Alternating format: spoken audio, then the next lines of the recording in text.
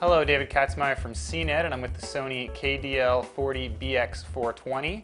This is a 40-inch LCD TV. There's also a 46 and a 32-inch member of the series. This review will apply to all three. This is Sony's least expensive 1080p TV for 2011. It's also the only one that doesn't have an LED backlight. That makes it a lot less expensive than Sony's LED TVs, and as we'll see, its performance is pretty darn good.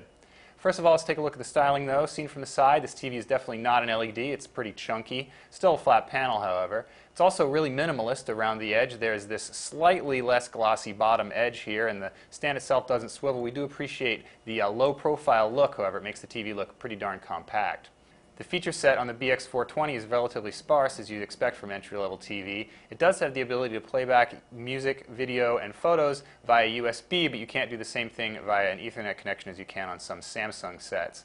Otherwise, it does have a 60 Hz refresh rate, unlike 120 Hz found on a lot of step-up TVs. We really don't think there's much of a difference between the two, however, unless you really like that smoothing effect that 120 Hz gives you. Sony does include a few advanced picture settings, including a 2-point white balance control. There's also quite a few picture presets, but all told it doesn't quite allow the customization of a Samsung or an LG TV.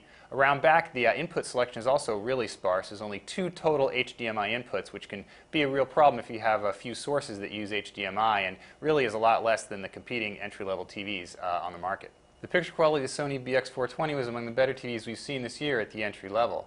It was able to deliver a relatively deep black level, and its color accuracy, at least in the middle areas, was pretty darn good as well.